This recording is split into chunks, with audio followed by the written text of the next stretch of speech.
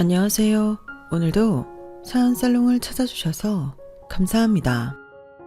저는 30대 평범한 여성이에요. 어려서부터 음악을 전공했어요. 딱히 하고 싶어서라기보다는 유복했던 시절 그때부터 하게 되었고 좋아했던 첼로였기에 쭉 이어서 하게 되었죠. 첼로는 참 재미있었어요. 절 힘들게도 하였지만 그래도 늘 위안이 되는 존재였죠. 하지만 레슨비의 콩쿨 비용, 그리고 드레스 비용까지 뭐든 어마어마하게 들어가는 악기였어요.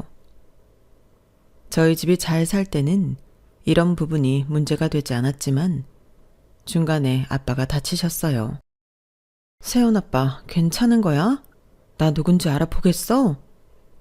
아니, 내가 왜? 움직이지 말래. 당신 죽다 살아났어. 아빠, 이제야 정신이 들어요? 하나도 기억이 없어. 당신 낙상당해서 머리 크게 다쳤어. 그래서 수술도 했고 이렇게 일어난 게 기적이래. 나 아빠 큰일 나는 줄 알고 걱정했잖아. 정말 다행이다. 건설 현장에서 일하고 있는 아빠는 사고를 당했고 그렇게 수술을 했어요. 불행 중 다행인 건지 목숨은 건질 수 있었죠. 선생님, 그게 무슨 소리세요? 뇌 손상이 심했어요. 귀는 피지 못했고요. 아마 시간이 지나면 청력소실이 더 올 겁니다. 평생 보청기를 끼셔야 하고 관리를 잘 하셔야 해요. 제 남편이 청각장애라니 그게 사실이에요? 그럼 점점 안 좋아진다는 건가요? 대부분 언어장애까지 올 거예요. 재활 꼭 나으시고 힘이 되어 주세요. 엄마는 그날 병원 복도에서 주저앉아 엉엉 우셨어요. 학생이었던 저는 그런 엄마에게 힘이 되어 주지 못해서 너무 속상했죠. 그렇게 아빠는 퇴원을 했고 생각보다 본인의 상태를 잘 받아들였어요. 그리고 저희 집안은 갑작스런 아빠의 실업으로 엄마가 생활 전선에 나서야 했어요. 돈 걱정을 하지 않고 살던 저희에게 갑작스럽게 이런 일이 발생하자 정말 당황스러웠어요. 하지만 저희 가족은 지극히 현실주의자였고 그러기 때문에 이겨낼 수 있었죠. 나 첼로 그만둘게. 지금 무슨 첼로야. 어떻게 하든 너 하나 엄마가 보란듯이 잘 키울 거니까 그런 생각 말고 넌 연습만 해. 그게 네가 할 일이야. 레슨비가 얼마인 줄 아는 거야? 다 알지 그럼. 넌 엄마만 믿어. 첼로를 그만두려 해도 엄마는 고집을 피우셨고 사실 엄마에게 참 고마운 마음이 들더라고요. 엄마 너무 고마워. 사실 진짜로 첼로를 그만두면 어쩌나 싶었거든. 미안하다. 엄마가 널 이런 상황에 처하게 해서. 엄마가 왜 미안해. 아빠도 그렇고 우리 다 어쩔 수 없는 상황이었잖아. 아빠 열심히 노력하실 거야. 의지가 대단한 분이잖아. 알아. 나 정말 피 터지게 노력해서 꼭 엄마 아빠 호강시켜 드릴게요. 이런 형편에 악기를 그만두지 않는 것이 얼마나 이기적인 것임을 알지만 너무나도 다행이란 생각이 들었어요. 나 대신 엄마가 저렇게 내가 음악하기를 바라고 계시구나 싶은 것이 안도를 했네요. 그러기에 새 가족이 정말 열심히 했어요. 아빠는 아빠 나름대로 재활에 힘쓰면서 불편한 몸을 이끌고 무슨 일이라도 하려고 했고 엄마는 아침 저녁 밤낮으로 손이 부르트도록 일을 했어요. 전 그 노고를 알기에 정말 저 역시 손이 부르트도록 노력했죠. 너무나도 다행인 건 저를 가르쳐주던 레슨 선생님께서는 오로지 제 앞날만 보고 레슨비까지 깎아주시며 저를 가르쳐주셨어요. 너무나도 큰 도움을 주신 선생님께도 면목이 없었지만 그러기에 더 열심히 했죠. 다행히 첼로 성적은 정말 좋았어요. 집까지 팔아 제 레슨비를 대주던 엄마였기에 전 이것만 해야 했죠. 그렇게 서울대학교 관현악과를 들어가게 되었어요. 그리고 예고를 다니는 학생들에게 레슨을 하며 제 생활비를 충당했죠. 우리 딸 이렇게 합격할 줄 알았지. 엄마, 고마워. 그리고 아빠도 너무 고마워. 내가 여기까지 온 건 가족 덕분이야. 더 열심히 해서 호강시켜 드릴게요. 이렇게 네 앞길 잘 헤쳐나가는 것만으로도 호강이야. 너만 생각해. 운이 좋아서인지 레슨을 하면서도 학과 성적도 좋았고 음악가가 되고 싶었지만 더 이상의 학비를 충당할 수 없었고 전 공부를 했어요. 그리고 성적이 좋았기에 교직 이수까지 할 수 있었고 전 바로 음악 교사 준비를 시작했죠. 교수님들과 동기들은 유학 얘기를 했지만 사실상 저희 집 형편에 유학 비용을 대달라고 하는 것 자체가 염치가 없는 일임을 잘 알았어요. 그 형편에 여기까지 온 것만으로도 넘치게 받았다고 생각이 들었거든요. 네가 하고 싶은 건 음악 아니야? 학생들 가르치면서 놓지 않으면 되지. 괜찮아 엄마. 내 걱정 마. 그래도 연주회 나가서 연주하는 거 좋아하는 애가 학교 가서 가만히 가르칠 수 있겠어? 혹시 돈 때문이니? 재능 있는 친구들 발굴하는 것도 재밌어. 걱정 마라. 속상해 죽겠다. 지휘자가 꿈이었던 네가 어떻게 음악을 안 하고 살겠다고 하는지. 엄마가 누구 때문에 이랬는데. 엄마, 나 진짜 지금 내가 선택한 길이라니까. 그리고 이제 보답해 드릴 거야. 아빠가 미안하다. 발음이 어눌하시지만 제 말을 꾸준히 하셔서 본인의 의사표현은 명확히 하시는 아빠였어요. 아빠, 나 진짜 좋다니까. 첼로 배우기 전에 선생님이 꿈이었잖아. 그러니까 나한테 아마 딱 맞는 직업일 거야. 미안해. 연주자는 포기했지만 직업을 포기할 수는 없었기에 교직 이수에 최선을 다했고 정말 운이 좋게 한 번에 중학교 음악교사가 되었어요. 아이들을 간간히 레슨만 해봤지 이렇게 가르치는 일을 정식으로 하게 되니 이것 또한 너무 좋아 잘 맞는다고 생각했죠. 가끔 연주회를 가거나 동기들을 보면서 부럽다고 생각이 들었지만 그 누구도 저를 부러워하는 사람도 있다고 생각하니 힘이 나더라고요. 이것 또한 내가 원하는 삶이니 열심히 살아내보자 싶었죠. 김 선생, 혹시 주말에 내가 아는 분 한번 안 만나볼래? 저 남자에 관심 없어요. 여유도 없고요. 왜? 한번 만나봐. 진짜 괜찮은 분이야. 그분 볼 때마다 김 선생 생각났거든. 그러니까 그냥 한 번만 만나봐. 그럼 그냥 가볍게 밥만 먹어도 되나요? 당연하지. 아니다 싶으면 집에 와도 되니까 전혀 부담 갖지 않아도 돼. 사회생활을 하다 보니 동료 선생에게 소개팅도 받았고 그렇게 한 남자를 만나게 되었어요. 와, 제 이상형이세요. 제가 어려서부터 진짜 음악 전공한 여자가 딱 제 이상형이었거든요. 어떻게 이렇게 만나지? 왜요? 왜 하필 음악하는 여자가? 너무 고상하잖아요. 아름답고. 전 세연 씨 마음에 드는데 애프터 신청해도 될까요? 첫눈에 너무 적극적인 남자친구였는데 사실 요즘 이것저것 재는 남자들보다 훨씬 낫다고 생각이 들었어요. 연애를 할 생각은 없었지만 적극적인 남자친구 덕분에 연애를 시작하게 되었죠. 만나고 보니 저에게 웃음을 주는 건 확실했어요. 우리 엄마가 벌써부터 만나보자셔. 벌써? 우리 아직 만난 지 4개월밖에 안 됐잖아.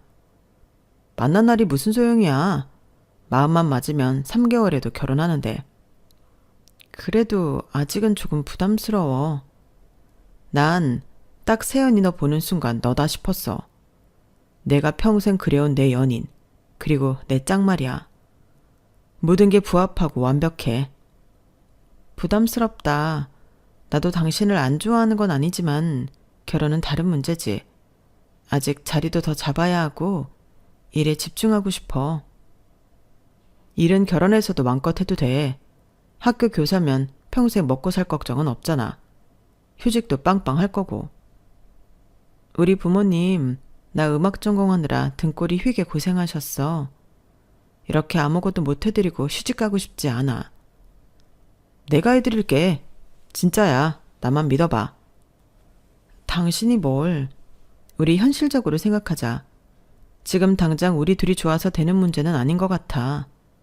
그리고 내가 말했지. 우리 아빠 예전에 사고로 심하게 다치셔서 청각장애도 있으시다고.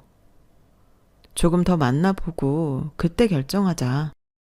그게 무슨 상관이야. 내가 좋으면 된다니까. 우리 엄마도 내 결혼 절대 반대 안 하셔. 그리고 그러면 빨리 사위 보셔서 사위 덕을 보셔야지. 말만으로도 너무 고마워. 그렇지만 미안해. 난 아직 준비가 안 됐어. 만났을 때도 그렇고 지금도 그렇고 남자친구는 뭐든 정말 속전속결이었어요. 성격이 급해서 그런지 당장에 쇼부를 보려고 하는 성격이었죠. 그런 성격이 좋았던 점도 있지만 결혼에 있어서는 정말 신중해야 했기에 계속 거절을 하였어요. 하지만 남자친구는 참 고맙게도 계속해서 제 닫힌 마음의 문을 두드려 주었어요. 작은 IT 사업을 하는 남자친구였는데 미래를 보장한다면서 결혼을 요구하였죠. 참 난감하더라고요.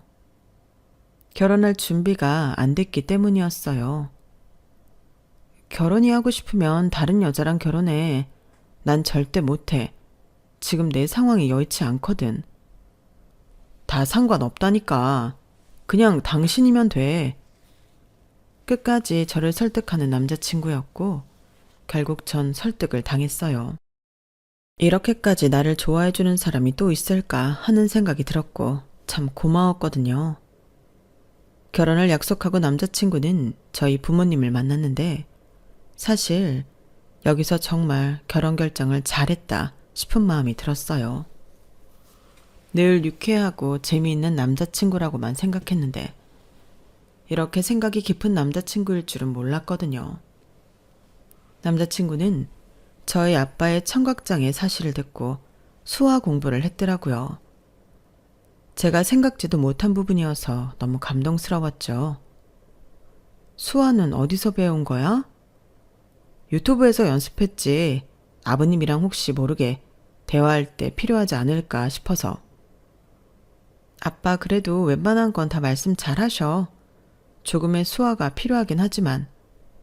다행이다. 보청기 끼시거든. 완전한 청각장애는 아니셔서 그래도 잘 들으실 거야. 티는 많이 안 냈지만 눈물이 날 것 같았어요. 저희 부모님 또한 늘 밝기만 한 남자친구를 참 좋아하시더라고요.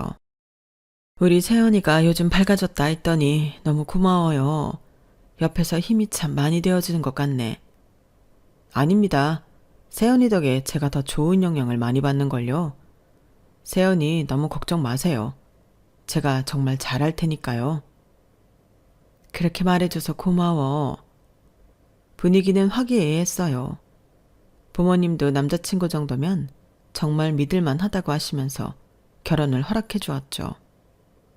그리고 저는 예비 시어머니를 만나게 되었어요. 어머, 세연 양? 실제로 보니까 너무 예쁘다. 우리 아들이 사진만 보여줬는데. 아, 정말요? 감사해요. 어머님도 참 미인이세요. 고마워. 첼로 전공했다지? 네, 어려서부터 쭉 했어요. 내가 그런 며느리 보고 싶었거든. 진짜 우아하고 고상한 며느리 말이야. 에이, 잘하지 못하는걸요. 어머, 잘하지 못하던 잘하던 그래도 음악을 전공했다는 게 중요하지. 사실 내가 배움이 좀 짧아서 컴플렉스가 있거든. 그래서 며느리는 고학력 스펙 며느리를 보고 싶었어. 엄마는 무슨 그런 말을 해요. 왜 맞잖니?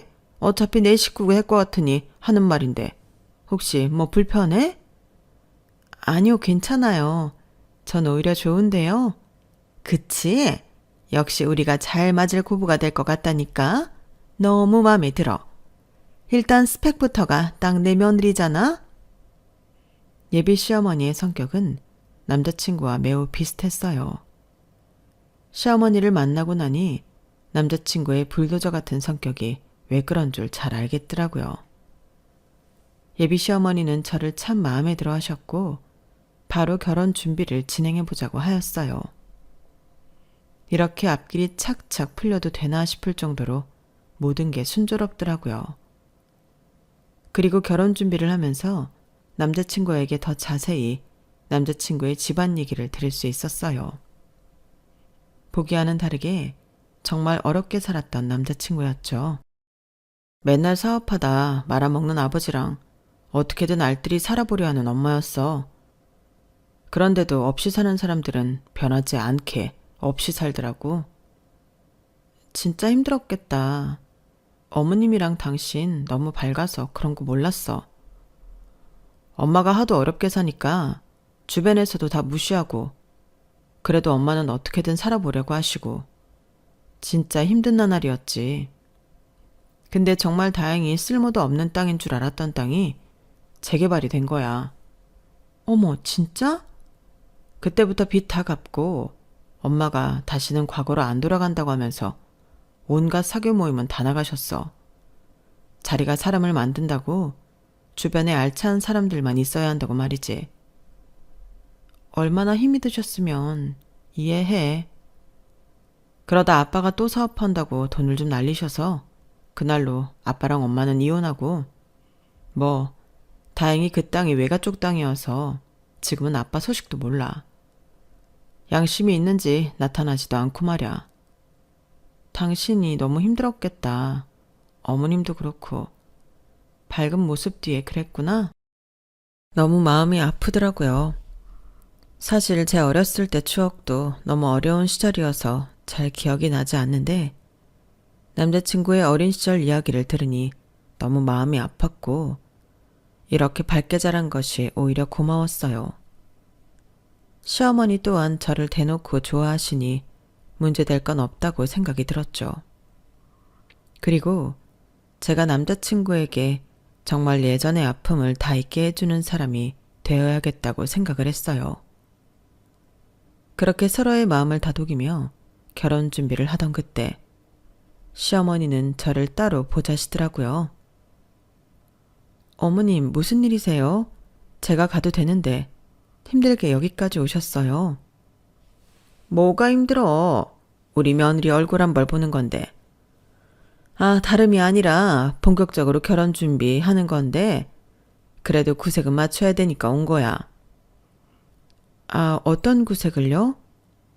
시어머니는 작은 종이를 하나 내미셨어요. 이게 다 뭐예요? 뭐긴 예단 목록이지. 우리 며느리가 당연히 이 정도는 해올 줄 알 거라 믿어. 저 진영 씨랑 상의 드렸다시피 결혼은 저희 힘으로 최소한의 것으로만 하고 싶다고 이미 말씀드렸는데요. 알지. 그래도 그러면 되겠어? 명색의 결혼이고 또 우리 세연이도 귀한 외동딸에 우리 아들도 귀한 외동아들인데 할 건 해야지. 늘 좋기만 하고 저를 좋아해 주던 시어머니였지만 단호하게 예단을 해오라고 하셨어요. 사실 형편이 좋지 않았고 이제 막 돈을 모으는 저에게 이런 건 너무 부담스럽더라고요. 우리 며느리가 그 비싼 첼로를 전공한 서울대 음대생인데 가능하지? 어머님, 저 형편 그렇게 좋지 않아요. 진영 씨가 어떻게 설명했는지 모르겠지만 음악 전공한 뒤에도 형편 때문에 교사 준비한 거고요. 알지. 그래도 없다 하면서 그런 거 시킬 정도면 꽤 사는 집 아니겠어? 제가 힘들다고 해도 어머님은 아랑곳하지 않으시고 한 귀로 듣고 한 귀로 흘리셨어요. 어머님, 이건 정말 부담스러워요. 내가 이런 말까지 안 하려고 했는데 내 주변 사교 모임 아줌마들 며느리들이 다 한 자리 하는 여자들이거든. 그런데 그런 여자들한테 우리 며느리가 기죽어야 되겠어? 다들 우리 며느리 첼로 전공에 서울대 음대 나왔다고 하니까 보고 싶다고 난리야. 그러니까 우리 결혼 준비하면서 좋게 하자. 알겠지? 난 진짜 우리 며느리랑 잘 지내고 싶어. 본인이 하고 싶은 말만 하시고 시어머니는 돌아갔어요. 제가 첼로를 전공한 것에 대해 어머님은 큰 기대를 가지고 있는 것 같았고, 그러다 보니 한편으론 이런 현실에 눈물이 나오더라고요. 음악을 포기할 때도 이렇게 슬프지 않았는데 이것이 현실인가 싶은 게 참 마음이 안 좋았어요. 자기 오늘 기분이 왜 이렇게 안 좋아? 오늘 어머님한테 예단 목록 받았어. 사실 그렇게까지 준비하기가 힘들거든. 엄마가? 아, 진짜 안 그러기로 하셔놓고 내가 해결할게. 당신이 해결한다고 되는 근본적인 게 아닌 것 같아. 그래서 결혼을 망설였던 건데 거봐, 현실이 이렇잖아. 엄마가 허영심이 좀 있으셔서 그래. 내가 잘 설득할게. 예단 문제로 이 결혼은 아니다 싶더라고요. 그렇게 헤어지자는 저에게 남자친구는 다시 한번 설득을 하며 저를 붙잡았어요. 그리고 이 문제가 발단이 되어 저를 예뻐하던 시어머니는 저를 좋게 보시지 않게 되는 계기가 되었어요. 아니, 내가 아는 아줌마들한테 물어보니까 첼로 그거 하나에 억이 넘는다던데. 됐다. 다 마음인 거지. 어머님 죄송해요. 여의치 않아서 그래요. 저도 좋은 마음으로 하고 싶어요. 제 사정도 헤아려 주시면 감사하겠습니다. 뭐 집이 찢어지게 가난한 거야? 그 정도는 아니지만 그래도 어머님이 생각하시는 거랑 다를 거예요, 아마. 더 이상 말하지 마. 나 실망하기 싫거든. 어머님은 제 말을 들으려고도 하지 않으셨어요. 난 또 엄청 잘 사는 부잣집 공주를 며느리로 삼나 했더만 내 팔자가 그렇지 뭐. 그래도 학력은 마음에 들어.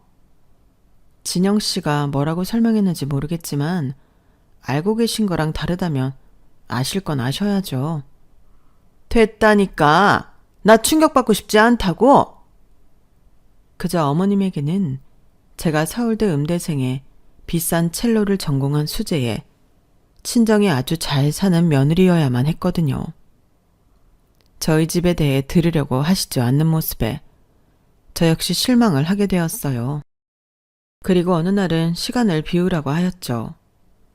예단 문제로 기분이 안 좋으신 어머님이었는데 이렇게 연락이 오니 그래도 마음은 다 풀리셨나 싶은 마음이 들더라고요. 기쁜 마음으로 어머님이 말한 약속 장소에 도착했어요. 우리 며느리 왔어요. 자기들아, 내가 얘기했지? 여기 우리 예비 며느리야. 인물 훤칠하지? 어머, 듣던 대로 너무 이쁘다. 반가워요. 하도 칭찬만 들어가지고 한번 보고 싶었잖아. 어머, 저 미모에 첼로까지 대단해. 아, 네, 안녕하세요. 어머님, 어쩐 일로 여길 오라고 하신 거예요? 왜 불렀긴? 우리 첼로 수제 며느리가 우리 밥 모임에 첼로 좀 켜달라고 불렀지. 네? 첼로가 없는데. 그래서 다 준비했어요. 저기 라이브 무대 있지? 저기에 첼로도 있지 뭐야. 보니까 우리 며느리가 생각이 나길래. 그래, 심여사가 그렇게 자랑하는 우리 음대 출신 며느리 음악 한번 들어보자고. 연주회 가면 엄청 비싼 거 알지? 그러게, 이 비싼 클래식을 여기서 듣네. 다들 우리 며느리 덕에 기호강할 준비하라고. 뭐하니? 얼른 연주하지 않고. 진짜 심여사 며느리 잘 얻었다. 다 나하고 곱고 어쩜 이렇게 공주 같은 며느리를 얻었대. 다 내 복이지 뭐. 어머님이 사교 모임에 초대되어 갑작스럽게 첼로를 켜야 했는데 사실 좋은 마음으로 첼로를 켤 수도 있었지만 보여지는 것을 좋아하는 어머님의 광대가 된 것만 같아 기분이 좋지 않았어요. 하지만 어머님 체면도 있으니 참고 첼로를 켰죠. 역시 음대생은 다르다. 자기야, 어떻게 저런 우아한 며느리를 얻었어? 우리 아들이 잘나서지 뭐. 끼리끼리 만나는 거잖아. 안 그래? 며느리 음악 들으니까 술이 술술 들어간다. 그러게, 노래도 좋고 분위기도 너무 좋네.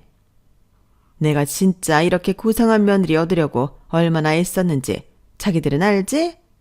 어디 내놔도 아주 뿌듯해 죽겠다니까. 그러게, 다 나은 게 딱 며느리 상이야.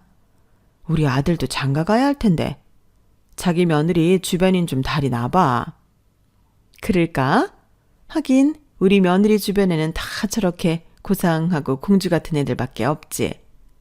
솔직히 음악하는데 보통 힘든 게 아니잖아. 경제력도 그렇고. 그럼 당연하지. 우리 아들이랑 잘만 이어주면 내가 그냥 모셔온다. 그저 며느리는 꽃처럼 우아하면 돼. 첼로를 다 켜고 나서 어머님은 너무 좋아하셨고 주변 분들에게 으쓱하는 모습도 보여주셨죠. 그 모습에 그래도 좋아하셨으니 됐다는 생각이 들었는데 그 이후 자리에 앉아 식사를 하는 저에 대해 주변 분들에게 과하게 자랑하는 느낌을 받고 씁쓸했어요. 우리 며느리가 음대 수재잖아. 어려서부터 아주 엘리트 코스를 밟아온 며느리예요. 나 이제 여한이 없어. 고상하고 우아하고 가방끈 긴 며느리 얻고 싶었는데 딱이잖아. 아주 단점이 없어. 말년에 무슨 복인지. 그러게 부럽다 정말. 아니 근데 왜 학교 선생을 하고 있어? 우리 며느리가 또 심성이 얼마나 고운지 몰라. 연주하는 거 보면 알듯이 매번 연주만 했으면 이름 한번 떨쳤겠지. 근데 또 학교에서 선생님 하면서 어려운데 잘하는 애들을 발굴하고 싶다나 봐.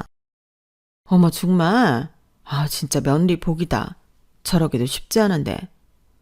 하긴 교직이 수학까지 할 정도면 뭐 머리도 좋은가 보지. 그치? 어쨌든 다들 결혼식에 와서 많이들 축하해 주라고. 그렇게 어머님의 자랑으로 저에 대한 과대포장이 마무리되었죠. 그리고 집에 돌아오는 길 이건 아니다 싶어 어머님께 얘기하였어요. 어머님, 제 형편 어느 정도 아시면서 왜 그렇게 말씀을 하신 거예요? 너 저 여자들 며느리들이 어떤 애들인 줄 아니? 그 정도 구색은 맞춰야지. 네? 전 남들과 비교하고 싶지 않아요. 내가 비교가 돼서 그래. 아들 말만 듣고 아주 곱디곱게 음악만 한 줄 알았더니 아 됐다. 말을 말어. 그 집 며느리들은 의사에 화가에 다들 아주 난리라고. 어머님, 저 마음에 차지 않으시면 말씀해 주세요. 말하면 뭐 달라지냐? 너 예단 못한다고 할 때 쎄했다. 돈 많은 집에서 그 정도도 왜 못해줘? 참나. 우리 아들이 더 이상 얘기 말라고 해서 안 하는 건데 너 복 받은 거야. 우리 집에 시집 오는 거. 더 이상 뭐라고 대꾸할 말이 없었어요. 듣고 싶어 하지 않으시는 것도 같았거든요. 이 일이 있고 결혼에 대해 더욱 회의감이 들었어요. 우리 딸 결혼 준비하는데 힘들지? 엄마가 뭐 보탬이 되고 싶은데. 아니야 엄마 괜찮아. 근데 나 결혼하면 아빠랑 둘이 살 수 있어? 당연하지. 원래가 둘이었는데. 그리고 엄마는 너 시집 가면 아빠랑 고향에 내려가려고. 거기서 농사도 짓고 너희 아빠 좋은 공기도 마시게 하고 싶어. 나 그냥 결혼하지 말까? 어? 왜? 그런 남자 요새 없어. 아빠는 너무 마음에 들어 하셔. 그래? 결혼했으면 좋겠어. 당연히 섭섭하지만 그래도 좋은 남자 찾아서 안정된 가정 꾸리는 것도 여자의 복이야. 엄마는 네가 행복하길 바래. 차마 결혼을 하지 못하겠다고 말을 꺼내지 못했어요. 남자친구 또한 그날 일을 알고 저에게 참 많은 사과를 하더라고요. 너무 미안해. 내가 말했듯이 엄마가 너무 없이 사시다 보니 보여지는 것에 예민하셔. 그래도 그런 거 말고는 진짜 세연이 너 좋아해. 음악을 전공했던 나를 그저 좋아하시는 거겠지. 결혼하면 우리 분가할 거고 그냥 대충만 맞춰주는 식으로 살면 안 될까? 사실 무리하게 시집살이 시키는 것도 아니잖아. 내가 새언니 너한테 더 잘하고 장인 장모님한테도 더 잘할게. 남자친구의 말에 저도 미안했어요. 혼자 수화를 배워서 아빠와 만남을 준비했던 사람인데 내가 너무 작은 거에 몰아붙였나 싶은 생각이 들더라고요. 그저 나만 조금 이해하면 되겠다 싶었죠. 그리고 그렇게 결혼을 준비해 나갔어요. 예단은 그렇다 치고 너 아파트 혼수 준비할 돈은 있지? 찢어지게 가난한 것도 아니라면서 그 정도는 해야지. 네, 그 정도는 할 수 있어요. 우리 애 사업하는 거 알지? 그런 거에 방해되지 않게 해야 할 거야. 뭐 친정에 돈을 갖다 준다거나 하는 거 말이다. 그럴 일 없어요.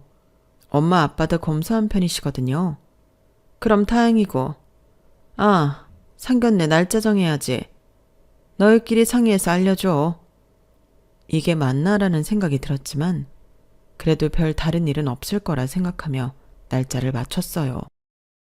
내가 아는 고급 식당 있거든. 거기서 하자. 사실 그 사장님이 식당도 하시고 이것저것 투자에 관심이 많으신 분이야.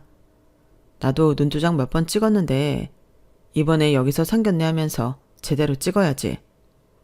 이번에 우리 회사에 투자해 주시라고 긍정적으로 보고 계시거든. 아, 그래. 당신한테 도움이 되면 거기서 해야지. 우리 집에 대해 말씀드렸지? 그럼 당연하지. 사실 우리 아빠도 안 계시고 정상적인 집은 아니잖아. 너무 부담 갖지 마. 우리 이제 곧 고지가 눈앞이네. 이번에만 잘 넘기고 결혼 가자. 상견례를 앞두고 저희 부모님들의 부담도 많이 있었지만 그래도 남자친구를 많이 믿으셨던 터라 긍정적인 마음으로 상견례장을 준비했어요. 많은 고민 끝에 결혼을 진행하는 것만큼 앞날이 밝기를 바랬죠. 그리고 상견례 날이 되었고 그렇게 저희는 상견례장에 들어섰어요. 고급 식당이라 그런지 굉장히 깔끔하고 정갈한 모습이 인상적이더라고요. 먼저 온 남자친구는 식당 대표와 인사를 주고받고 있었어요. 아, 여기는 저랑 결혼할 사람이에요, 대표님. 오늘 식사 잘 부탁드립니다. 아, 말씀 많이 들었어요. 저희가 잘 부탁드려야죠. 최대한 맛있게 준비할게요. 간단한 인사 후 아빠와 엄마 그리고 저는 준비된 룸에 들어가서 시어머니를 기다리고 있었어요. 아, 이런 자리가 처음이라 그런지 많이 긴장된다. 괜찮아. 진영 씨가 가운데서 잘할 거야. 어머님, 아버님, 긴장 푸세요. 그렇게 간단한 사담 중에 시어머니가 오셨고 그래도 예의를 갖추시더라고요. 안녕하세요. 처음 뵙겠습니다. 진영이 애미 되는 사람이에요. 안녕하세요. 저는 세연이 엄마, 여긴 아빠입니다. 처음 뵙네요. 아니 근데 사돈귀에 웬 보청기가? 진영씨, 어머님한테 말씀 안 드렸어? 엄마, 나중에 천천히 얘기해요. 그때 분명 말씀드렸다며. 그래서 난 알고 계신 줄 알았는데. 아, 그게 자기야. 사실 그냥 꺼내기가 좀 어려웠어. 그리고 엄마가 이러실 줄은 몰랐고 일단 자기도 흥분 가라앉혀. 어머님 모르셨나 본데 저희 아빠가 청각장애를 가지신 분이에요. 진영 씨가 말씀드렸다고 해서 당연히 아시는 줄 알았어요. 뭐야? 너 지금 진영이 뒤에 숨으면 다야? 너 무슨 입이 있으면 말을 해봐. 엄마, 나중에 얘기하자니까요. 지금 그게 그렇게 중요해요? 아니, 뭘 나중에 얘기해? 이게 어떻게 된 거야? 사돈, 말씀은 하실 수 있나요? 어눌하지만 가능합니다. 아버지가 청각장애가 있지만 그래도 말씀은 잘 하는 편이세요. 뭐? 장애? 키 막혀? 엄마 제발요. 집에 가서 다 설명드릴게. 뭘 나중에 얘기해. 너 도대체 날 뭘로 보고 이런 집이랑 사돈을 맺으라는 거니? 수준 떨어지게 장애인 사돈 생길 뻔했네. 당장 파혼해. 상견례라서 친정 아빠가 낀 보청기 보더니 귀머거리냐며 당장 파혼하자는 예빗이 모였어요. 그래요. 결혼하면 안 되죠. 근데 어머님 진짜 무례하시네요. 무례 같은 소리 하네. 처음엔 사는 집인 줄 알았다가 내가 애써 양보해서 여기까지 온 거구만. 이젠 하다 진짜 할 말이 없다. 너 우리 진영이 앞에 얼씬도 마라. 알겠니? 진영이 어머니, 말씀이 지나치시네요. 지금 제 딸한테 뭐라고 하셨어요? 아니, 제 말이 틀려요? 장애인이랑 사니까 뭐 상식이 어떻게 됐나 본데?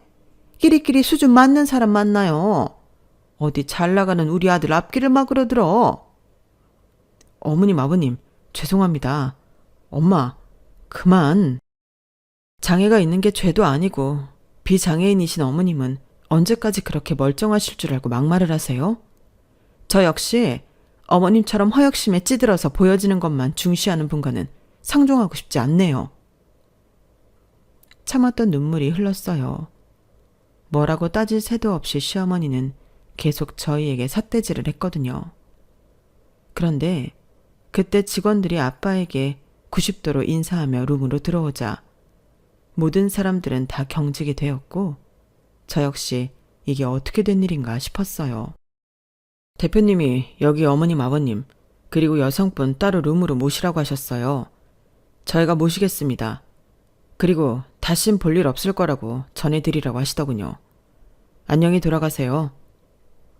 우리 아들 회사에 투자하실 분이 왜 이 사람들을 따로 모셔요? 제가 대표님 좀 만나볼게요. 이게 어떻게 된 일인지. 일단 엄마 앉아있어. 대표님이 다신 보고 싶지 않으시다고 하셨어요. 그리고 당장 여기 식당에서 나가시라고 하시네요. 당신들 뭐 잘못 들은 거 아니야? 이 장애인 가족 나가라고 한 거겠지? 엄마, 일단 흥분 좀 가라앉혀요. 여기 식당 대표님이랑 저랑 아주 잘 아는 사이고 저희 사업 파트너예요. 직원분들이 몰라서 그러는 거면 한 번은 눈 감아드리죠. 사태 파악이 덜 되시나 보네요. 아니, 뭐라는 거야? 대표 오라 그래. 시어머니의 말이 떨어지기가 무섭게 식당 대표라는 사람이 룸으로 들어왔어요. 그리고 조곤조곤 얘기를 하였죠. 김 대표, 우리 볼 일 없도록 하죠. 비는 못 속인다는데 참 말하는 거 하나하나 어찌나 무서운지. 다시 내 식당 얼씬도 마요. 그리고 마주치지도 맙시다. 아니 대표님, 저 진영이 엄마 되는 사람인데 뭐 설명을 해주셔야죠. 제가 끼어들 자리는 아니지만 예기치 않게 대화 내용을 다 들어버렸네요. 투자자가 너무 사사로운 감정을 갖다 대서 미안하긴 한데 사실 우리 부모님도 청각 장애인이세요. 네? 대표님 부모님도요? 그런데 장애인이 어쩌고 저쩌고 얘기를 듣는데 얼마나 화가 나던지. 제가 살아왔던 시절이 너무 힘들어서 여성분 상황에 감정이입이 됐네요. 됐고 그냥 우리 거래 없던 걸로 합시다. 김 대표 어머님이 딱 보니 장애인 가족이랑 엮이고 싶어 하지도 않는 것 같던데 그냥 이제 볼 일 없게 하죠. 아니 대표님, 갑자기 이러시면. 그리고 저희 엄마가 지금 잠깐 흥분을 하셔서 그래요. 아니 저기 식당 대표님 말씀 중에 끼어들어서 미안한데 혹시 내가 기분 나쁘게 했나요? 그거야 내 사돈 될 뻔했던 사람들한테 했던 얘기고요. 오해 푸세요. 오해라니 제가 버젓이 들었는걸요. 그리고 아주머니, 함부로 사람한테 삿대질하면서 고함치는 거 아주 못 배운 사람들이나 하는 일이랍니다. 아니 선생님 잠깐만요. 일단 내가 뭐 우리 아들 회사 일 관련해서 실수한 것 같은데 마음 풀고 저기 세연아, 너 무슨 말 좀 해봐라. 무슨 말씀을 드려요? 그리고 실수? 실수는 저희 부모님한테 하신 게 실수죠. 진영씨, 우리 다시 보지 말자. 저기 세연아, 그래 아까 내가 잠깐 너무 흥분하고 갑작스러운 상황이라 막말이 나간 것 같은데 여기서 네가 마음을 돌려야 우리 아들 회사에 타격이 안 가지 않겠니? 제가 왜 그래야 하죠? 어머님이 만드신 일 알아서 수습하세요. 자기까지 왜 그래 진짜. 나 난처한 꼴 보고 싶어? 난처하게 만든 건 진영 씨지. 당신이 모든 걸 다 말했다고 해서 철석같이 믿었어. 애써 어머님이 무리한 걸 요구하셔도 우리 부모님 다 감싸주신 분이니까 오히려 잘 해야겠다 싶었어. 엄마가 잠깐 실수하신 건데 이걸 못 참아? 못 참아? 당신은 이런 치욕 듣고 이걸 그냥 넘어갈 수 있을 것 같아? 내가 왜 그래야 하지? 우리 부모님 무시한 당신 엄마 절대 용서 안 해. 그리고 전 엄마와 아빠를 모시고 식당 직원들이 안내한 귀빈룸으로 들어갔어요. 그리고 대표가 뭐라고 했는지 시어머니는 저를 찾아와 사색이 되어서는 싹싹 빌더라고요. 우리 아들 이제서야 풀리고 있는데 네가 마음 돌려야 돼. 안 그러면 큰일 나. 일단 세연엄마, 제가 아까 너무 흥분했어요. 그러니까 다 잊으시고 우리 다시 얘기합시다. 아니요, 진영이 참 좋게 봤는데 솔직히 시어머니 짤이 영 아니네요. 같이 자식 키우는 사람으로서 솔직히 제 입장 돼보시면 아실 거 아니에요. 입장 바꿔도 도저히 이해가 안 가네요. 내 남편이 당신들한테 피해를 끼친 것도 아니고 저 역시 이 결혼 반대이니 그런 줄 아세요. 그렇게 엄마는 시어머니를 내쫓았어요. 그리고 식당 대표님의 기지로 그날 저희는 어깨를 당당히 필 수 있었어요. 정말 감사합니다. 사실 아직도 혼란스럽지만 그래도 감사드려요. 아니요, 그런 말씀 안 하셔도 됩니다. 듣는 제가 더 화나던데요. 그래도 그렇게까지 해주실 수 있는 건지 참 뭐라고 말씀드려야 할지 모르겠네요. 저희 부모님을 바라보는 사람들의 시선이 죽도록 싫었거든요. 정말 힘들었고 이 악물고 버텼어요. 이젠 저를 무시하는 사람은 없지만 그래도 부모님 얘기를 하면 아직도 마음이 아파와요. 아마 저랑 같은 심정이셨을 것 같아요. 그래서 저도 모르게 그랬나 봐요. 주제 넘었다면 죄송합니다. 식당 주인의 말에 눈물이 나더라고요. 정말 괜찮을 줄 알았는데 그동안 주마등처럼 저희 모든 것들이 스쳐 지나갔고 장애 판정을 받았을 때 엄마 마음 그리고 아빠 마음까지 모조리 다 지나갔어요.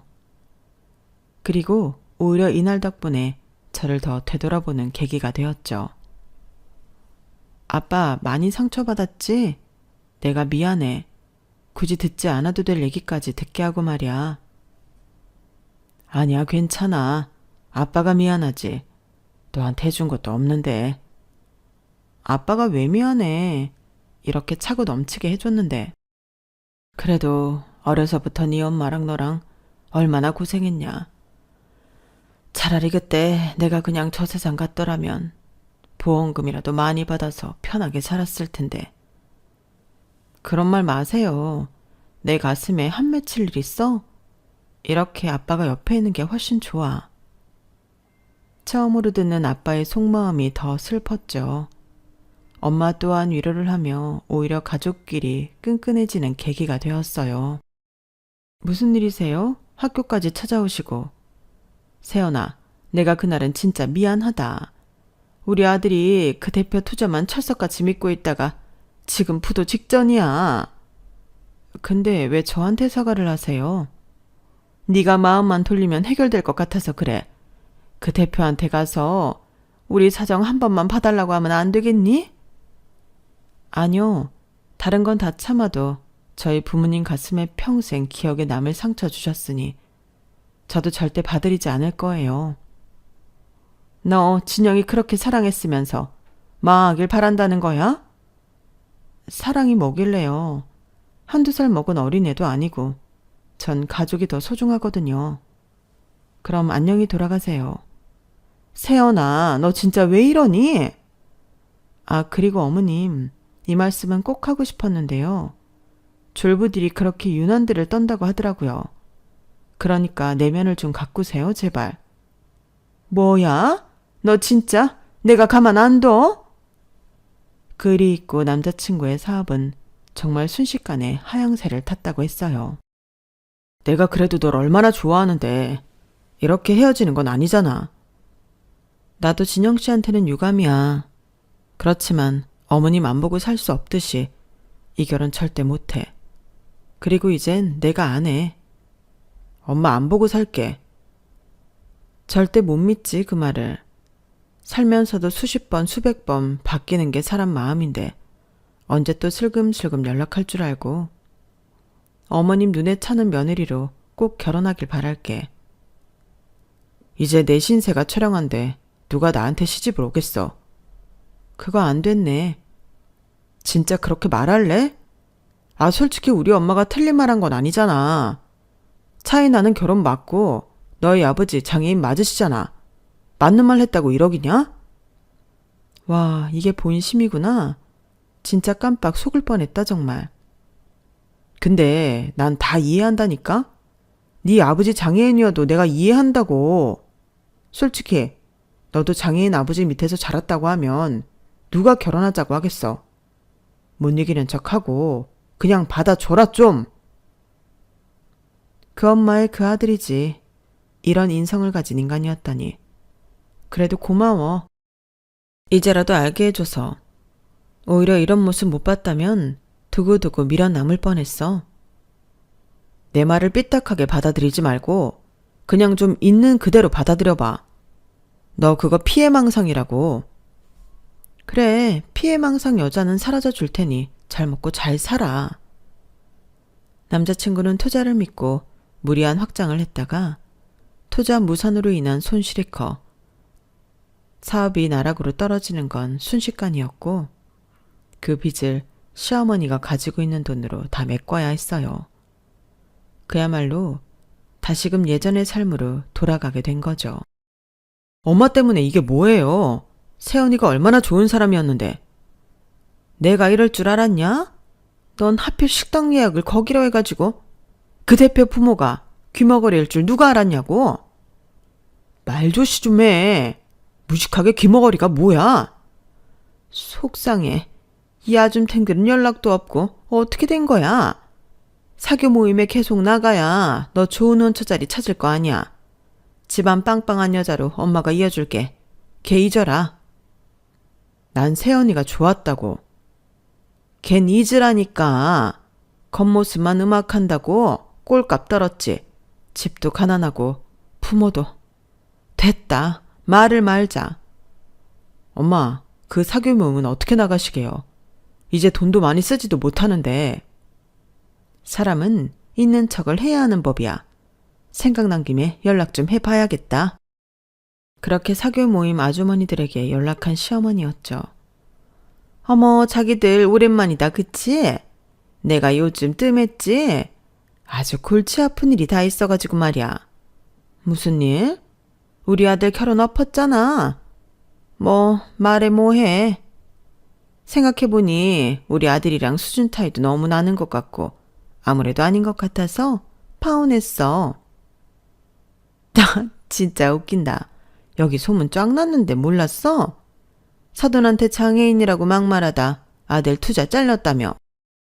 졸부라도 그동안 선은 안 넘어서 모임에 끼워줬더니만 사람 위에 사람이 어딨다고 그딴 식으로 행동해. 다신 이 모임 안 나왔으면 좋겠어, 심여사. 뭐야? 졸부? 아니, 내가 내 돈으로 놀겠다는데 누가 날 무시해? 딱 졸부 근성이지. 수준 떨어져서 못 어울리겠으니까 연락 마. 여기 연회비가 얼마인 줄 알아? 이제 빚 갚느라 돈 떨어졌다는 말도 받아해. 그러니까 이 바닥에서 다시는 보지 말자고. 오늘 이 말하려고 여기 모임 장소 알려준 거야. 그렇게 시어머니는 정말 모든 것을 잃었죠. 한평생 보여지는 것에 집착하고 갈망하다 결국 모든 것이 물거품이 돼버렸어요. 이 사실은 그 모임의 지인이 있는 저를 도와준 식당 대표님께 들은 이야기였어요. 사실 그날 일이 있고 나서 고마운 마음에 식사 대접을 하려고 하다가 좋은 감정이 생겨 연애를 시작했거든요. 서로 아픔이 있지만 그래도 우리는 서로 잘 맞는 것 같아. 이것도 인연이겠지. 내가 고맙지. 늘 든든하고. 나이 차이는 좀 있지만 애초에 거리낌도 없고 저희 모든 것을 알고 있어서 그런지 참 편했고, 부모님이 가진 장애 또한 공감대가 있어서 그런지 정말 말이 잘 통했어요. 우리 결혼하자. 내가 잘할게. 내 대답은 예스야. 저흰 고민도 없이 결혼을 준비했고 이 소식을 들은 전 남자친구는 분개했어요. 여긴 웬일이야? 일이라도 그만둬야 하나? 진짜 왜 찾아와? 한 대표랑 결혼한다며? 그래, 그게 왜? 어떻게 한 대표랑 결혼을 할 수 있어? 못할 건 뭐야? 당신 엄마가 깽판 친 우리 결혼이고 끝난 일이잖아. 새 남자친구 만나서 새 인생 살겠다는데 뭐가 문제냐고. 아, 고맙긴 하다. 어머님 덕분에 이렇게 좋은 인연 만나서. 내가 이렇게 빌어도 안 되겠어? 그때 얘기했지. 누가 나랑 결혼을 하냐고. 당신 말고도 이렇게 진심으로 날 응원해주고 사랑해주는 사람도 있더라고. 내 가정 환경도 있는 그대로 받아들여주고 말이야. 세연아, 마지막이야. 우리 다시 시작하자. 정말 잘할게. 안 될 거라는 거 알고 있지? 잘 살아. 난 진심으로 진영 씨가 잘 되길 빌어. 그래, 잘 살아라. 미안했다. 그게 정말 마지막 모습이었죠. 이 글을 쓰면서도 그 사람이 잘 되기를 바래요. 시어머니가 될 뻔했던 분은 지금 어떤 생각을 가지고 사시는지 모르겠지만 1년의 일들을 겪고 그래도 조금이나마 느끼시는 게 많았으면 좋겠다고 생각이 드네요. 부족한 게 많은 저지만 저 역시 이런 일을 겪으면서 성숙해졌거든요. 그래도 지금은 제 곁에서 제 부모님을 진심으로 생각해주고 저 역시 그를 훌륭하게 키워주신 그의 부모님을 존경하고 있어요. 넘치진 않지만 그렇다고 부족하지 않은 환경에서 길러주신 분들, 앞으로 평생 효도를 해야겠다고 다짐하고 있죠. 이 글을 쓰다 보니 예전 생각이 많이 나면서 웃음도 나네요. 제 사연은 여기까지입니다. 들어주셔서 감사드리고요. 여러분들은 늘 웃는 일만 있기를 바랄게요. 여러분, 사연 댓글에 응원과 현명한 조언 부탁드려요. 좋아요와 구독은 저에게 큰 힘이 됩니다. 오늘도 좋은 일 가득하세요.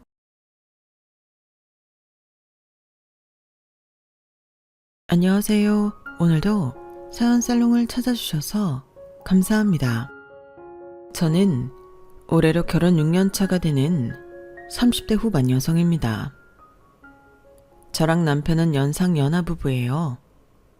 남편이 저보다 3살 어린데 하필이면 고등학교 때 별로 친하지도 않았던 친구의 남동생이었죠.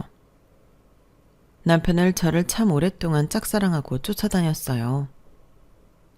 처음에는 그냥 무시하고 말았는데 10대를 지나 20대가 되고 둘 다 사회인이 되어 다시 만나니 그땐 좀 색다른 기분이었어요. 제가 알던 어린 남자애가 아닌 건장한 청년이 되어 있더라고요. 그렇게 남편과 다시 재회를 했던 날은 저에게도 잊을 수 없는 날인데, 장소는 오랜만에 옛날에 살던 동네에 가서 친구들을 만나 호프집이었어요. 제가 대학에 들어가고 난 뒤 저희 집이 이사를 가서 그 동네는 참 오랜만이었거든요. 친구들도 오랜만에 살던 곳을 한번 가보자고 해서 갔던 날이었는데 그쪽 동네에 쭉 살던 남편과 재회를 했어요. 오랜만에 본 남편은 한눈에 알아보지 못할 만큼 많이 변해 있었는데 저는 변한 게 없는 건지 남편이 저를 한눈에 알아보면서 저희의 인연은 다시 시작되었어요.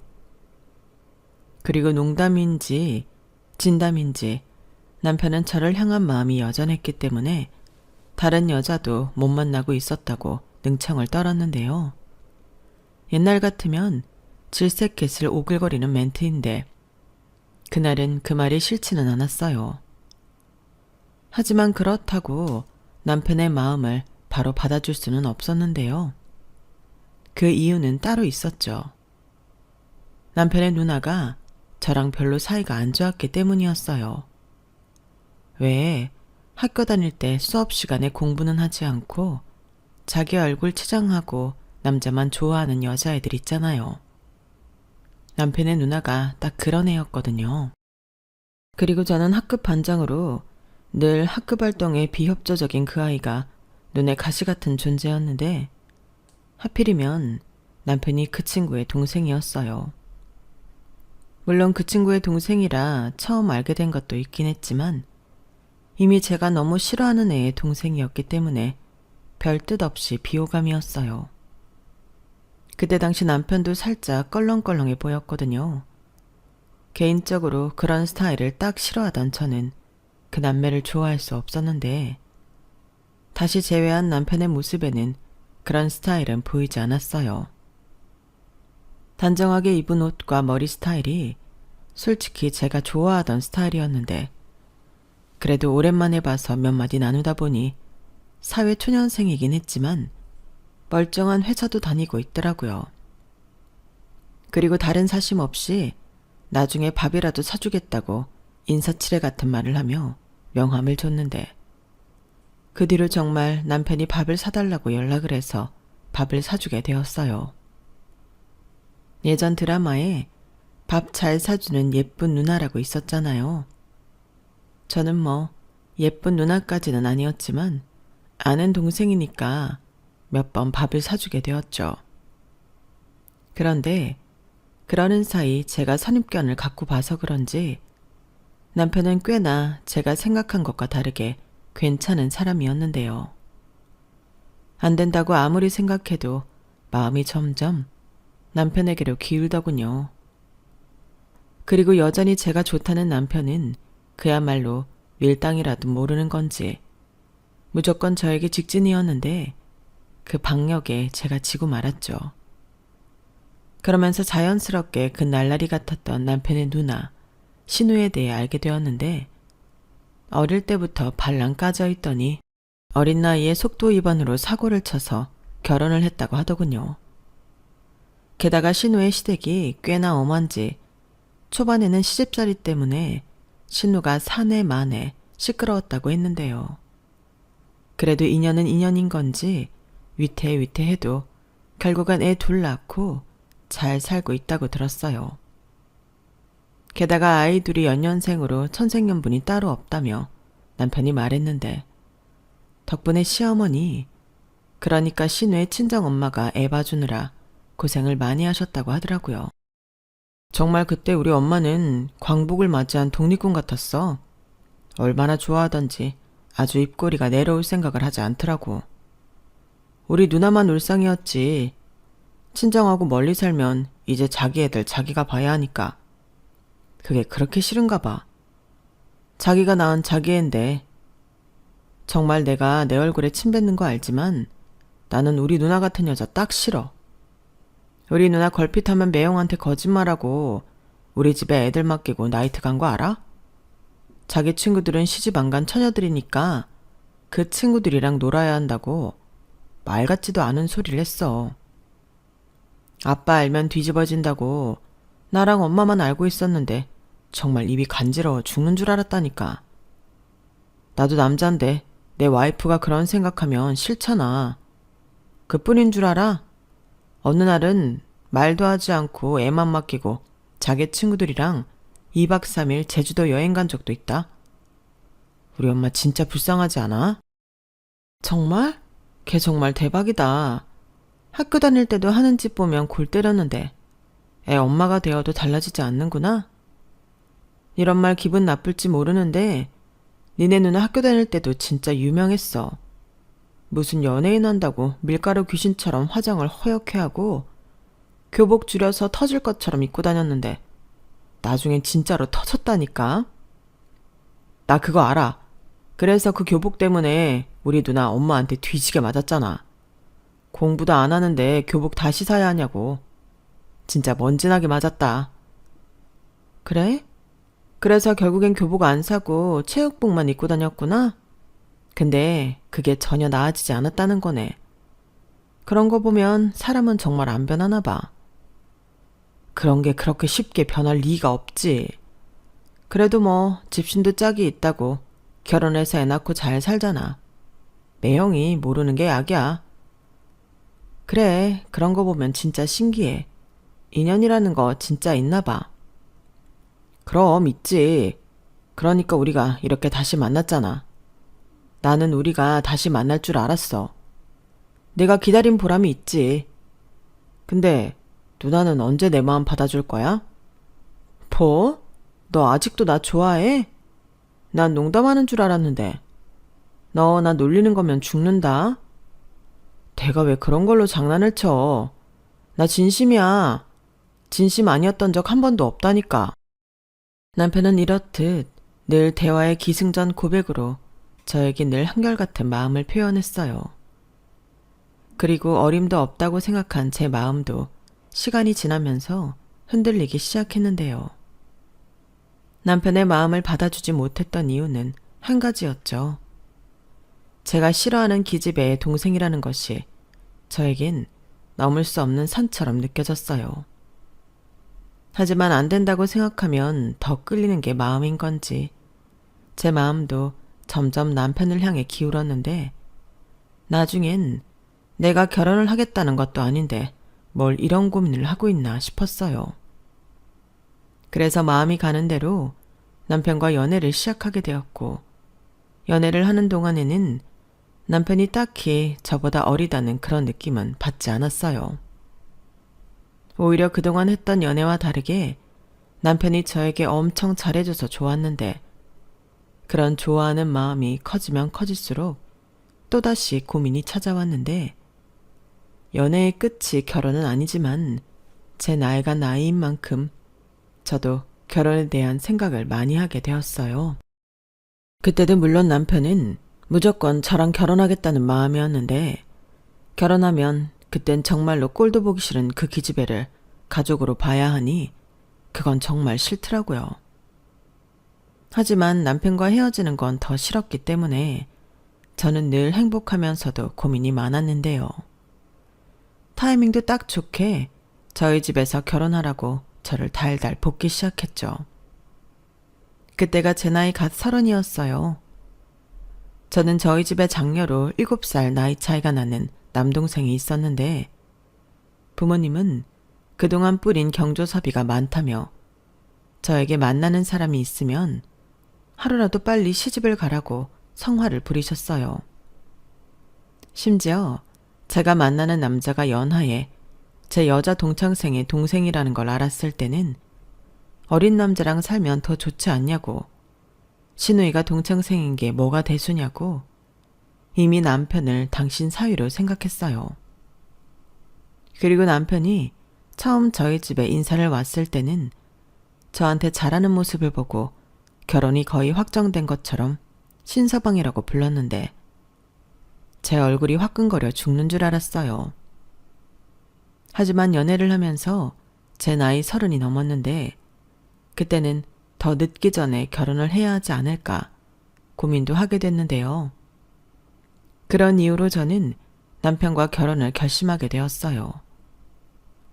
그리고 대망의 상견례 날엔 불편한 신우와의 재회를 하며 살짝 파혼의 위기가 오기도 했는데요. 그렇게 저를 보고 갈구더라고요. 자기가 손이 신우니 형님이다 이거였죠. 하지만 시부모님 인상은 참 좋았는데 신은 그 기집애만 아니면 나쁠 것이 없겠다 싶었어요. 하지만 그것도 어디까지나 잘 몰라서였는데 팔은 안으로 굽잖아요. 며느리보다는 당연히 당신 딸이 더 중요하겠죠. 게다가 상견례 자리에서 신우가 먼저 기고만장해서는 자기 엄마한테 저에 대한 이야기를 함부로 하기 시작했는데요. 진짜 세상 좁다. 어떻게 네가 내 동생이랑 그렇고 그런 사이가 돼서 우리 집에 시집을 오냐? 엄마, 제 성격 진짜 지랄맞아. 융통성도 없고 잘난 척은 또 얼마나 하는데. 은호제 분명히 꽉 잡혀 살 텐데 엄마 그래도 괜찮아? 엄마 아들 뺏기는 거야. 잘 생각해. 뺏기긴 뭘 뺏겨. 나는 얼른 다 털어버리고 홀가분해지고 싶어. 그리고 둘이 좋다고 하는데 안 시킬 이유가 뭐가 있냐? 너야말로 그 입 좀 닫아. 그래, 누나 진짜 유치하게 왜 이래. 사람 면전에 두고 이게 무슨 매너야? 누나가 내 여자친구한테 자격지심이 있어서 싫어하는 건 잘 알겠는데 괜한 이간질 하지 마. 조금 있으면 장인 장모님 오시는데 누나가 그러면 집안 망신이야. 뭐래? 저기 눈깔이 삐어서. 너는 너보다 나이도 많은데 제가 왜 좋냐? 좋아하는데 왜가 어딨어. 나는 그냥 다 좋아. 좋아서 미쳐 죽어. 그러니까 삼자는 빠지라고. 정말 시끄러워서 못 살겠네. 니들 둘 다 조용히 안 해? 조금 있으면 사돈 되실 분들 오시는데 그 입들 좀 닫아. 내가 정말 새 식구 앞에서 창피해서 얼굴을 못 들겠네. 아, 지민아, 미안하다. 이럴 줄 알았으면 민경이 쟤는 오지 말라고 할걸. 내가 생각이 짧았네. 그나저나 둘이 사이가 얼마나 안 좋았으면 우리 딸이 이러는 거니? 나 참. 저는 차마 댁의 따님이 날라리여서 반장이었던 저랑 많이 싸웠어요. 라는 말을 하지 못했어요. 그냥 좋고 나쁠 것이 없었다고, 서로 여러모로 달라서 편견 같은 게 있었다고 최대한 좋게 포장을 했는데, 말을 하면서도 내가 지금 무슨 말을 하고 있는 건지 웃기더라고요. 그리고 그날은 무슨 정신인지 모르게 상견례를 마쳤는데 다행히 저희 부모님이 상견례 장소에 도착하고 우려했던 신우의 입방정은 없었고, 이걸 고맙다고 해야 하는 건지 모르겠지만 저희 두 사람은 상견례 자리를 시작으로 본격적인 결혼 준비에 들어갈 수 있었어요. 저희가 모아놓은 돈과 양가에서 똑같이 5천만 원씩 1억을 해주셨는데 제가 모은 돈이 조금 더 많았기 때문에 결혼 자금은 제가 더 많이 쓰게 되었죠. 하지만 그걸 치사하게 아깝다고 생각한 적은 한 번도 없었는데요. 어차피 한 가족이 되어 함께 사는데 네 돈 내 돈 따질 필요는 없다고 생각했어요. 그리고 결혼하고 대망의 첫 명절이 다가왔고 저는 솔직히 처음으로 남의 집에서 보내는 명절이라 뭔가 기분이 묘했는데 그러면서 살짝 걱정이 됐어요. 저희 친정은 진작부터 저희 할머니가 제사나 차례 같은 걸 전부 절에 맡기셨는데 그래서 명절이면 온 가족이 여행을 가거나 각자 집에서 편하게 쉬었거든요. 그런데 반면 남편한테 들어보니 시댁은 명절을 그야말로 제대로 지내는 집이었는데요. 어릴 때 저희 엄마가 명절이면 고생하던 걸 많이 봐서인지 겁이 났던 게 사실이었죠. 그때 당시 먼저 시집을 간 친구들이 저한테 겁을 많이 주기도 했어요. 야, 명절이면 며느리들은 그냥 일꾼이야. 진짜 후손인 남자들은 술 먹고 놀고 자빠져 있고 시어머니도 며느리 보면 이제부터는 자기도 편하게 지내겠다고 며느리만 시키는데 진짜 서럽다.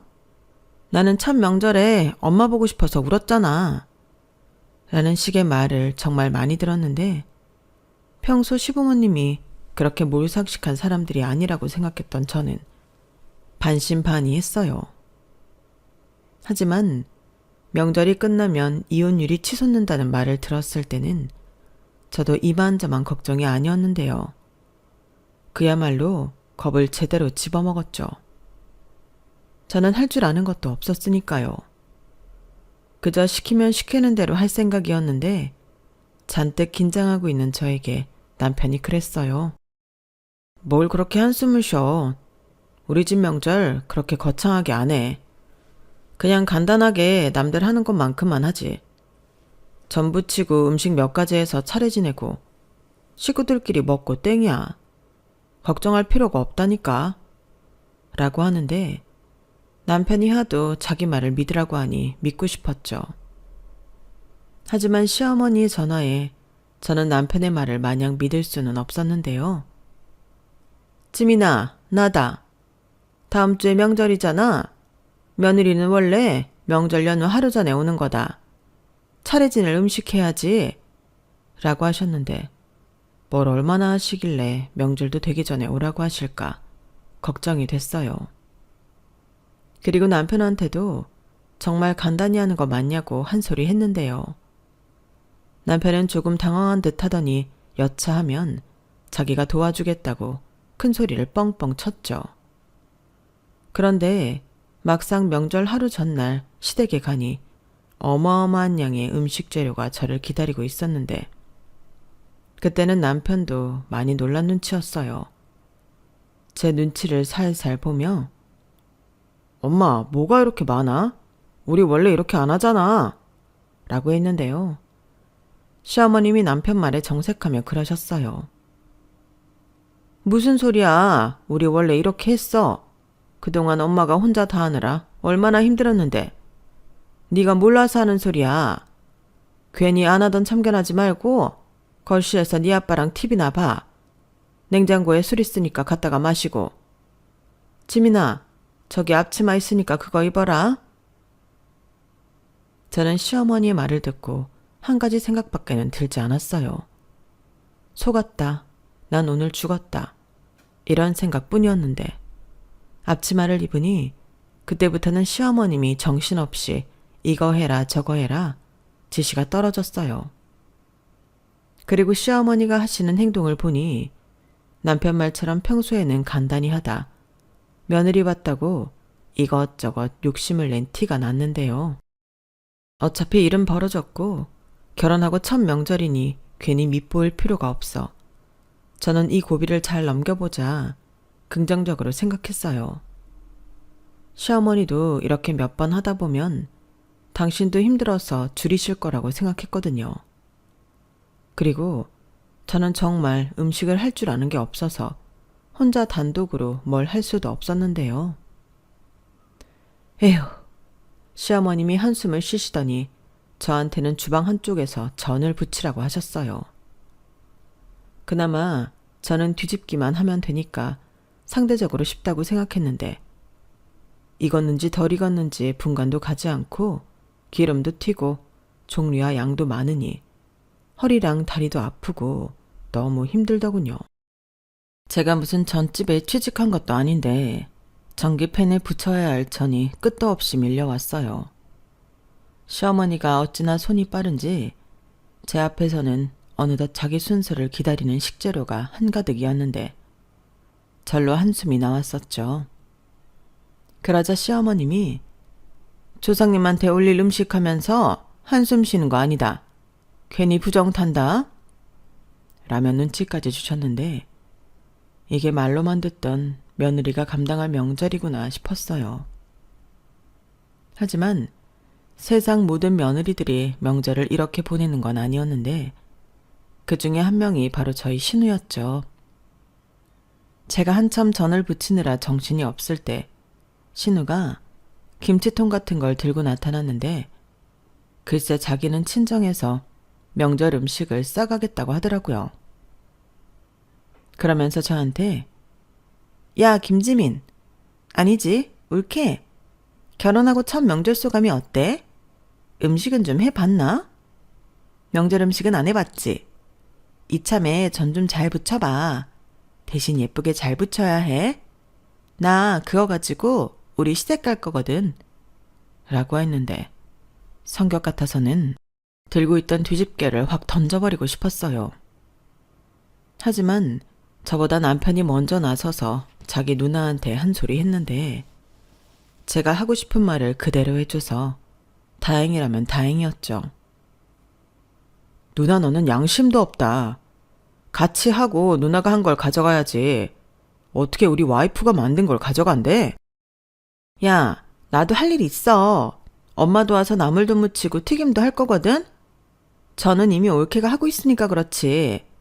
좁아 터진 주방에서 둘이나 앉아서 전을 부치리? 알지도 못하면서. 그래, 나는 모른다. 그래도 내 와이프 힘들게 하는 건 못 참아. 지랄하네. 올케는 좋겠다. 저렇게 앞뒤 분간도 하지 않고 올케 편드는 남편이 있어서. 우리 엄마 서러워서 어째? 그래, 나 서럽다. 아들 새끼 키워봤자 소용없어. 아까 왜 이렇게 많이 하냐고 나한테도 한 소리 했어. 진짜? 아주 애처가 나셨네. 아니지. 올케가 내 동생한테 뭐라고 한 거 아니야? 내 말이 맞지? 그런 적 없고요. 저 사람이 명절 간단히 한다고 걱정하지 말라고 했는데 생각보다 뭐가 많으니까 자기도 민망해서 그런 거예요. 결국에는 올케 눈치 본 거네.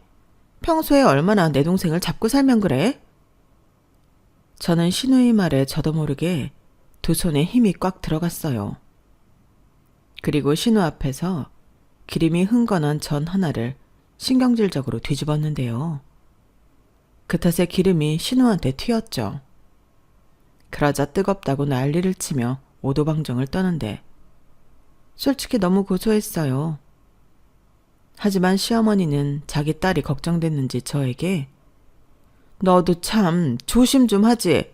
우리 딸 피부도 약한데 이를 어쩌면 좋아. 너 얼른 아빠한테 연고 달라고 해서 빌라. 흉지면 안 되니까. 그리고 너도 조심해라. 무슨 기름을 그렇게 많이 부었어? 라며 싫은 소리를 하셨는데요. 그땐 살짝 서운하긴 하더군요. 왜 친정엄마가 보고 싶은지 알 것 같았어요. 그리고 신우는 하는 일도 없으면서 이것저것 더럽게 많이 싸갔는데 시어머니도 뭐라고 하지 않으셨어요. 오히려 하나라도 더 챙겨주라고 하셨는데 나중엔 당신도 저보기 민망하셨는지 쟤네 시어머니가 몸이 안 좋으셔서 3년 전인가 그때부터 며느리들한테 음식 해오라고 해. 그러면서 그렇게 이건 맛이 없다. 이건 모양이 안 예쁘다. 트집을 잡는다고 하는데 제 동서가 음식을 그렇게 잘 안 된다. 그래서 맨날 비교당하고 그런다고 해서 나도 어쩔 수 없이 도와주는 거야. 네가 이해해라. 라고 하셨는데요. 이해는 개뿔. 그 순간에는 그 집 식구들 전부 얄미웠죠. 제 눈치를 살살 보며 이러지도 저러지도 못하고 시아버님과 술 먹고 자빠져 자는 남편도 꼴보기 싫었어요. 그런데 더 대박은 다음 날. 그러니까 명절 하루 전날 저녁 남편은 집에 가서 편하게 자고 저는 가지 말라고 한다는 거였는데요. 너는 새벽에 일어나서 나랑 차례 지낼 준비해야지. 쟤는 그냥 시간만 맞춰오니까 가서 편하게 자라고 하고 너는 방에 이불 깔아줄 테니까 거기서 대충 눈 좀 붙여. 어차피 1년에 명절이라고 2번밖에 없는데 2번 정도는 고생할 수 있지. 나도 하는데. 어머니, 그래도 그건 좀. 제가 내일 일찍 올게요. 저도 잠은 집에서 편하게 자고 싶어요. 얘가 무슨 말을 하는 거야? 그러다 늦잠이라도 자면. 여기서는 네가 늦잠 자면 내가 깨우면 되지만 지 집에서 그러면 내가 어쩌니? 그래, 며느리는 원래 그렇게 하는 거다. 네 시어머니 말 들어. 그럼 나도 그냥 여기서 잘게. 나도 와이프 없이 혼자 가기 싫어. 저 새끼는 꼭 낄 때 못 낄 때 구별을 못해. 너는 그냥 가서 편하게 자. 내가 너라도 편하게 해주려고 하는 건데 그렇게 눈치가 없어. 지금이야 니들 신혼이라 그렇지만 몇 년 지나봐라. 너 그러면 나중에 집에 혼자 가서 자고 싶어도 얘가 안 보내줘. 저는 시어머니의 말에 저도 모르게 눈을 동그랗게 뜨고 시어머니를 쳐다봤어요.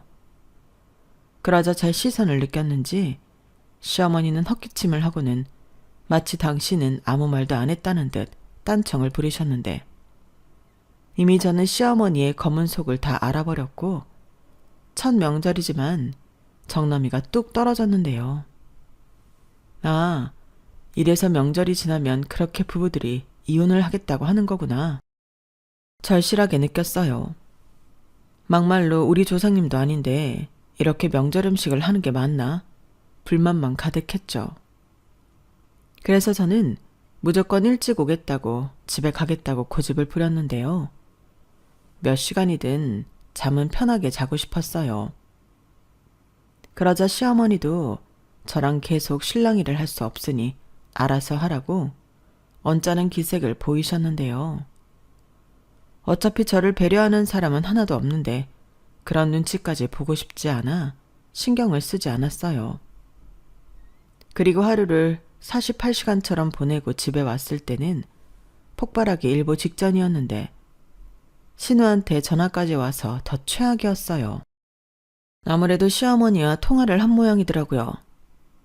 울케, 지금 어디야? 정말 집에 갔어? 아니, 어떻게 시어머니가 하는 말을 그렇게 무시하고 자기 마음대로 해?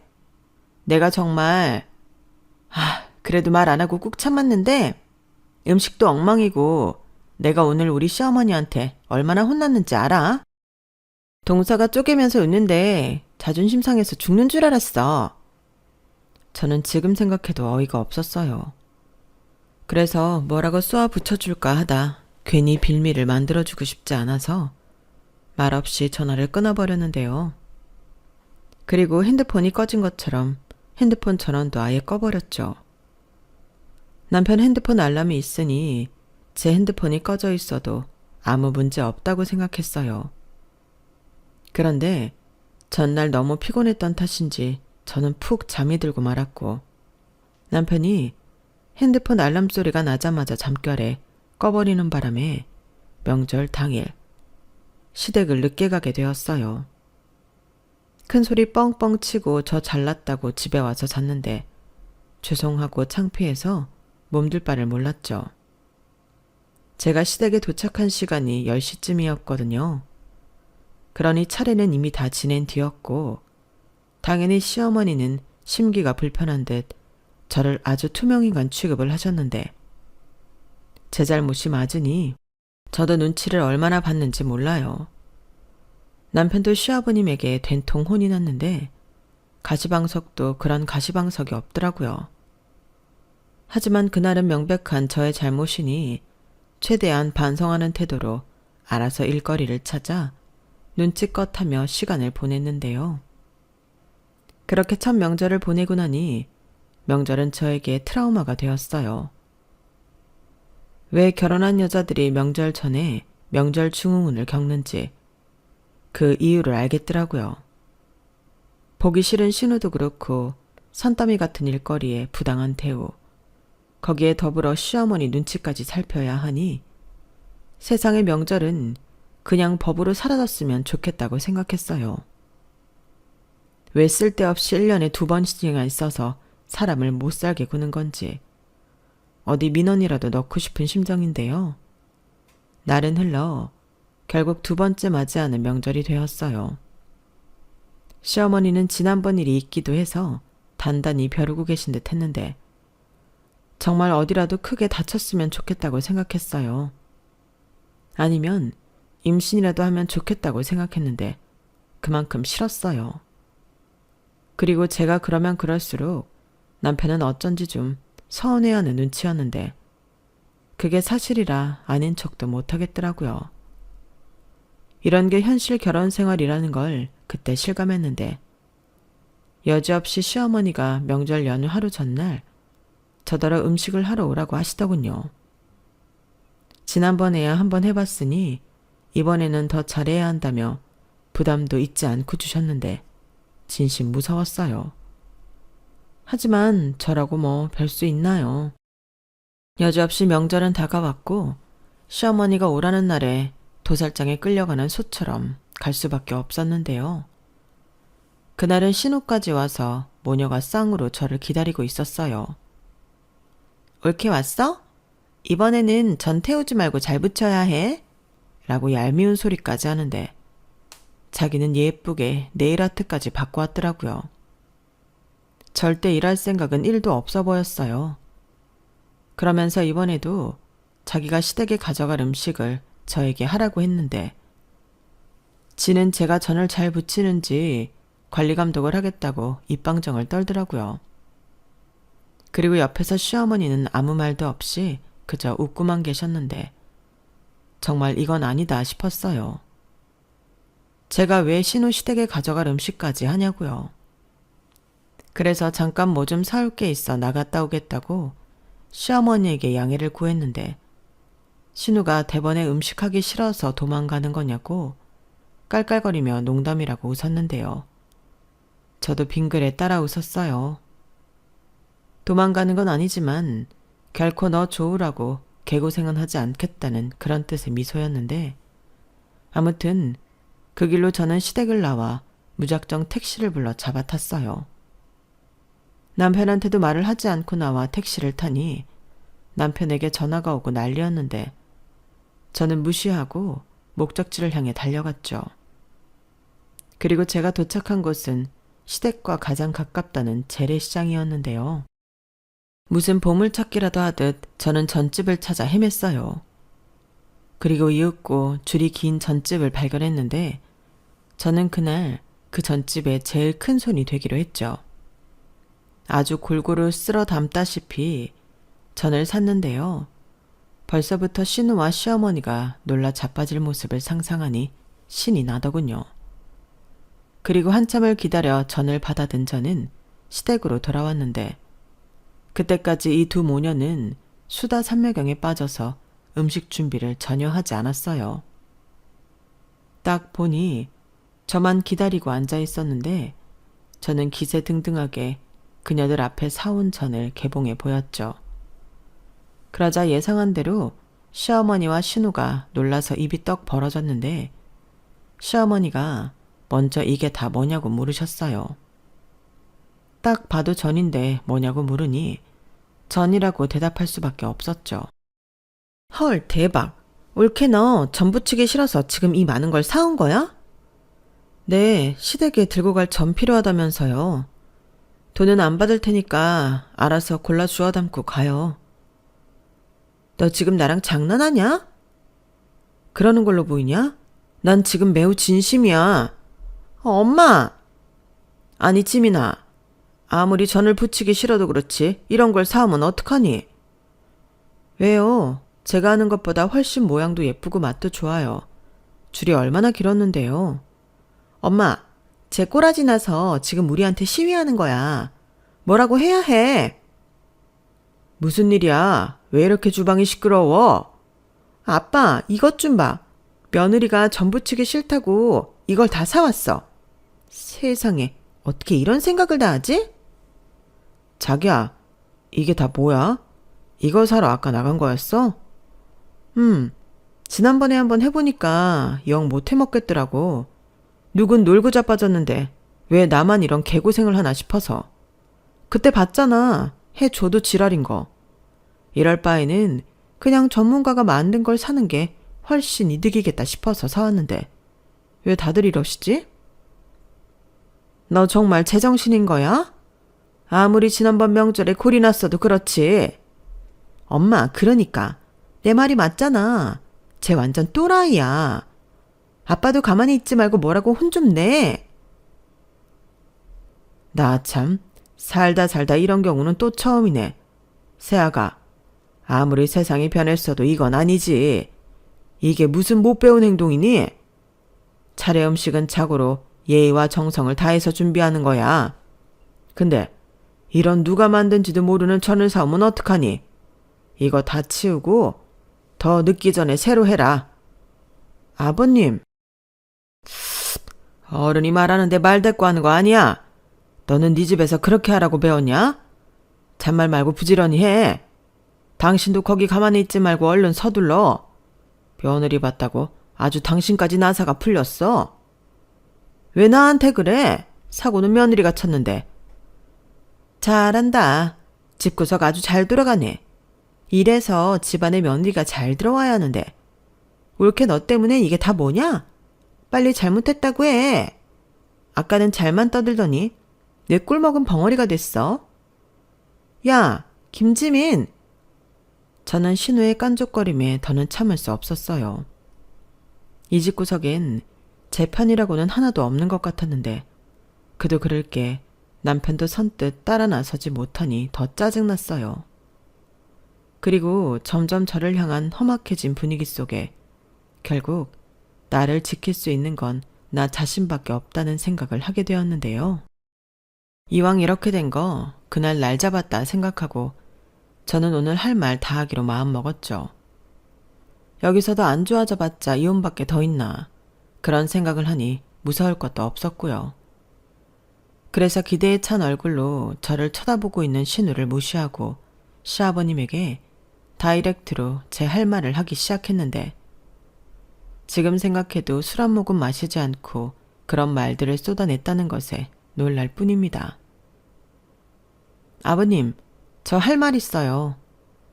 아까 차례 음식에는 예의와 정성을 다해서 준비해야 한다고 하셨죠? 그런데 저는 지난번 명절에도 그렇고 예의와 정성을 담아 음식을 하지 않았어요.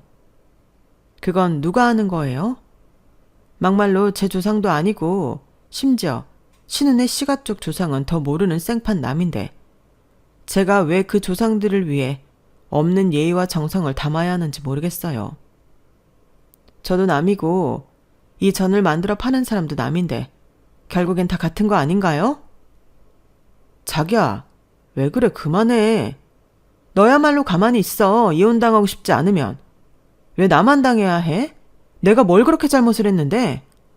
아, 너랑 결혼한 게 잘못인가? 뭐야? 너 지금 말 다 했니? 어머니도 같은 여자니까 지금 제 기분이 어떤지 모르시지 않죠? 그리고 명절 지나면 젊은 부부들이 이혼 한 해 만회하는 것도 아세요? 저희도 그거 하게 생겼어요. 야, 김지민, 너 미쳤어? 이게 어디서 우리 엄마 아빠한테? 그래, 너 시부모 무서운 줄 모르는구나. 그래, 아까 나 때문이라고 했지? 내가 이렇게 빠기 친 건 너 때문이야. 너는 어떻게 된 게 하나도 안 변했냐? 이기적이고 못돼 처먹고 네 시어머니도 먼저 가져간 전 내가 한 줄 아시니? 이참에 그것도 한번 확인해 보자. 야, 너 정말 나랑 해보자는 거야? 못할 거 없지. 내가 언제 너한테 지는 거 봤어? 조용히 해, 이것들이 진짜. 그래, 자기야, 그만하자. 제발. 왜? 내가 틀렸어? 왜 자꾸 나한테만 참으라고 하는 건데? 니네 조상님한테 올릴 차례상이잖아. 그럼 누가 하는 게 맞는 거야? 왜 남이 실컷 만든 음식에 숟가락 얹이듯 절만 하는 건데? 확 절하는 엉덩이를 차버릴까 보다. 나 이제 안 해. 공평하게 자기 조상님 밥상은 그 후손이 하자. 아니면 너도 내일 우리 집 가서 하루 종일 전 부칠래? 그만. 어디 남의 귀한 아들한테 그딴 짓을. 내가 정말 살다 너같이 대먹지 못한 며느리는 처음 봤다. 너 그렇게 내 집 차례 지내는 게 불만이면 그래, 앞으로 우리 집에 얼씬도 하지 마라. 시집 오면 그 집 귀신이 되는 건데 너는 어떻게 그런 마음으로 내 집에 시집을 왔어? 당신도 문제야. 아니, 며느리 교육을 어떻게 시켰길래 이 꼴을 보게 해, 남사스럽게. 아버님, 외람되지만 한마디만 할게요. 이런 게 남사스러운 게 아니고요. 남자랍시고 손 하나 까딱하지 않고 비겁하게 시집 온 여자들한테 다 떠넘기는 게 남사스러운 거예요. 다 같이 하면 이런 일도 없이 좋게 또 빨리 끝날 수 있다는 생각 안 해보셨죠? 너 더 분란 만들지 말고 가라. 앞으로 영영 안 와도 되니까 썩 나가. 엄마, 얘 보고 가라고 하면 어떡해. 그럼 앞으로 명절 음식은 누가 해? 나 시댁에 가져갈 음식은. 시끄러워. 니네 시댁에 가져갈 음식은 앞으로 네가 해. 너는 언제까지 일할 거야? 왜 나한테 그래? 저는 아수라장이 되고 있는 시댁 집안 꼴을 보며 유유히 제 가방을 챙겨 그 집을 나왔어요. 그러자 정말로 가면 어떡하냐고 남편이 나와서 저를 붙들고 말렸는데, 제가 죽일 듯 째려보니 주눅이 들어서 저를 잡았던 손을 놓더라고요. 사실 저는 그때 나는 이대로 이혼의 수순을 밟게 되겠구나. 집에 와서 앞으로 어떻게 해야 할지 고민하고 있었는데요. 그날 남편은 집에 들어오지 않았어요. 아니, 명절 연휴 동안 집에 오지 않고 연락도 하지 않았는데 저도 왜 들어오냐고, 왜 안 들어오냐고 물어보지도 않았죠. 저도 한 짓이 있으니까요. 하지만 저는 제 행동에 있어 후회는 없었는데 제 스스로 불합리하다 느끼는 것을 참고 사는 건 행복한 결혼 생활이 아니라고 생각했어요. 물론 그런 과정에 있어 저도 과했다는 건 인정하는 부분인데 싸움이라는 게 그렇잖아요. 그리고 제가 한 행동에 저는 얼마든지 책임을 질 용의가 있었는데 명절 연휴가 끝나고 마지막 날 집에 돌아온 남편은 마음고생을 얼마나 했는지 꼴이 말이 아니었고 안 봐도 비디오인 게 시부모님에게 많이 시달린 모양이었는데요. 그때였어요. 남편이 저에게 자기야 잘했어. 그리고 내가 앞으로 명절은 나만 가는 걸로 합의 봤다. 그러니까 앞으로 자기는 명절 스트레스 같은 거 받지 않고 살아도 돼. 라고 생각지도 못한 말을 했는데 순간 저는 벙진 얼굴로 다 들었는데도 무슨 말이냐고 남편에게 되물었어요. 뭐? 지금 뭐라고 했어? 명절에 뭐가 어떻다고? 왜 못 알아듣고 그래? 자기는 앞으로 명절에 우리 집에 안 가도 된다고. 나만 당일 차라에 가기로 했으니까 자기는 이제 신경 쓰지 마. 아니, 어떻게? 어떻게라니? 자기가 그랬잖아. 이혼당하고 싶냐고. 내가 미쳤어? 자기랑 결혼을 어떻게 했는데 이혼을 하게. 그래서 말했지. 아들 영영 안 보고 살 거 아니시면 그렇게 하자고. 그래서 어머님 아버님이 그러자고 하셨어? 자기한테는 이미 오지 말라고 했잖아. 그럼 나더러 이혼하라고 하겠어? 아, 우리 누나는 미쳐서 나더러 이혼하라고 난리도 아니더라. 아주 입에 개거품을 물고 난리를 치는데 조카들이랑 매형만 없었어도 내가 애들 두고 나이트 다닌 거 다 까발리려고 했어. 그리고 내가 조용히 그러겠다고 하니까 우리 누나가 입을 꼭 닫았는데 지도 어쩔 수 없겠지. 정말? 아니 어떻게 그럴 생각을 다 했어. 나는 연락도 없고 집에도 안 오길래 나랑 헤어질 생각인가 했지. 에이 정말 그렇게 생각했어? 이건 좀 서운한데. 그래도 뭐 어쩔 수 없지. 그때는 나도 당황해서 자기 편을 못 들어줬잖아. 자기가 오죽하면 나가서 그 많은 전을 사왔겠어. 미안해. 힘들게 하려고 결혼하자고 한 거 아닌데.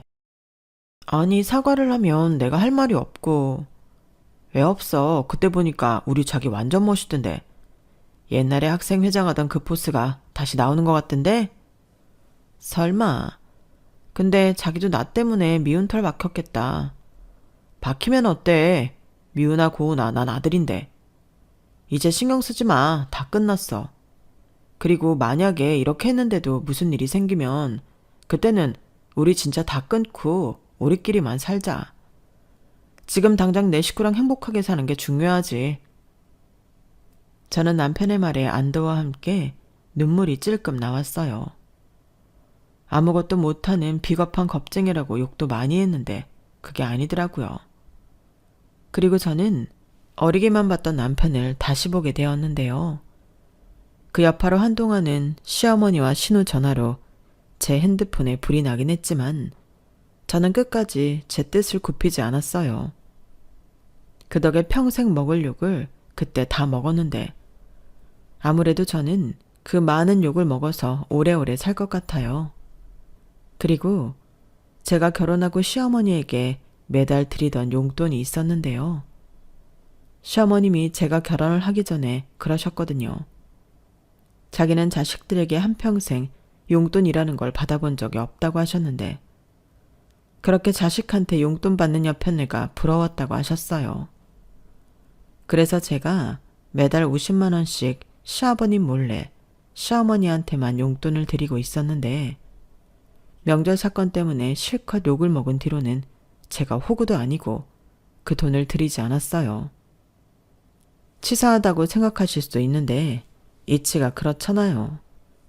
그렇게 제 욕을 하셨는데 제가 용돈을 드린다고 해도 안 받겠다고 하는 게 맞는 거 아닌가요? 하지만 시어머니는 용돈이 들어와야 하는 날에 돈이 들어오지 않자 저에게 전화도 못 하시고 문자로 친히 좋게 좋게 풀어가자고 화해를 요청하셨는데 저는 답장도 하지 않았어요. 제가 원래 뒤끝이 좀 있기도 한 성격인데다 저도 상처를 많이 받았거든요. 그렇게 미우나 고우나 아끼시는 당신 딸에게 받으시라고 하고 저는 제 부모와 남편에게 더 잘하며 살 생각인데요. 후회해도 뭐 어쩔 수 없죠. 사실 제가 남편보다 능력 있는 며느리인데 저랑 잘 지내는 것이 본인한테도 이득이거든요.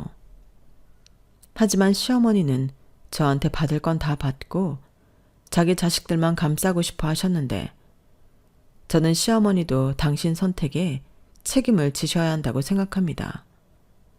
저한테 잘해주셨다면 저한테 효도를 받으셨을 테지만 제가 아닌 자기밖에 모르는 구제불능 딸을 선택하셨으니 효도는 그 딸에게 받으셔야죠. 그 딸이 효도를 할지 등에 빨대를 여러 개 꽂을지 불보듯 뻔하지만 저는 시어머니의 선택을 존중하려고요. 솔직히 50만 원이 적은 돈은 아니잖아요. 그래도 시어머니가 기뻐하셔서 그거 하나만 보고 드렸던 건데 돈 굳은 김에 적금이라도 하나 더 들려고요. 아무튼 그 사건 이후 저는 지금도 시댁과는 무관하게 살고 있어요. 중간에서 무슨 이야기가 나오는지는 남편만 알 텐데 저한테 아무 소리 하지 않은 걸 보아하니 좋은 말은 아마 하나도 없지 않나 추측할 따름입니다. 궁금하지도 않아요. 그 덕분에 저는 1년에 2번 있는 명절이 그다지 무섭거나 스트레스 받지도 않는데요. 이젠 제 친구나 회사 동료들에게 부러움을 받는 입장이 되었죠. 제 친한 친구가 그러더라고요. 저처럼 초장에 엎었어야 했는데 그걸 못하고 참고 살았더니 자기는 불만도 없는 사람처럼 생각한다고요. 그야말로 호의를 권리로 안다며 명절마다 이혼 어쩌고 저에게 신세한탄을 하는데 도대체 이놈의 명절 문화는 언제 바뀔까요?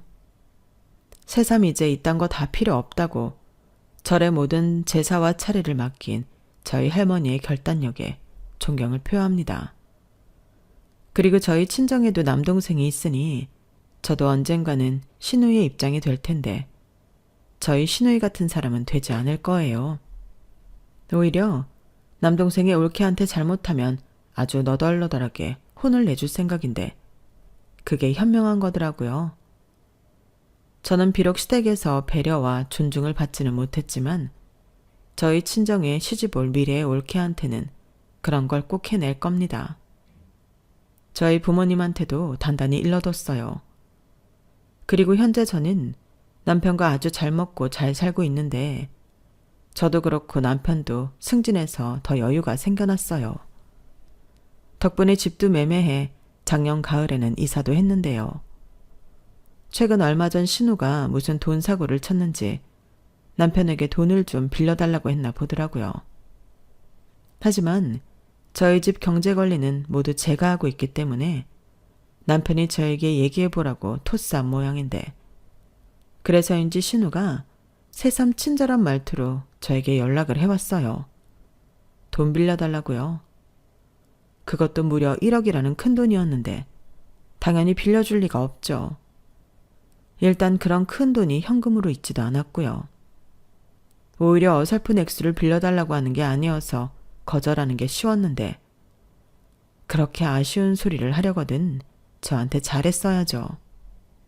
그래도 그 1억은 좀 큰 액수라 자신은 없는데 저도 시댁에서 결혼할 때 5천만 원은 받았으니 나중에 시댁에서 도와달라고 하시면 5천만 원은 당연히 해드릴 생각입니다. 그래야 계산이 맞으니까요. 제가 너무 정이 없나요? 제가 사실 그런 캐릭터는 아닌데 잘해드려도 욕을 먹다 보니 저도 어쩔 수 없더라고요. 그리고 지금은 이렇게 사는 것도 나쁘지 않다고 생각하는데 사람의 미래는 알 수 없잖아요. 그러니 너무 나중의 일은 생각하지 말고 지금에 충실하려고요. 이번 명절에는 밀린 영화도 실컷 보고 친정에도 가서 엄마가 해주는 맛있는 밥도 배 터지게 먹고 와야겠어요. 여러분들은 명절 연휴에 어떤 계획을 갖고 계시나요? 많은 사람들이 생각하는 게 다 다를 텐데 부디 이번 명절 연휴도 무탈히 잘 보내시길 바랍니다. 그래서 모두가 공평하게 웃고 행복한 그런 시간이었으면 좋겠네요. 그럼 지금까지 제 사연 읽어주시고 들어주셔서 대단히 감사드리고요.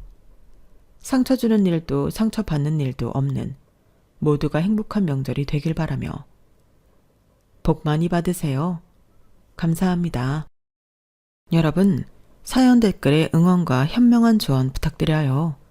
좋아요와 구독은 저에게 큰 힘이 됩니다.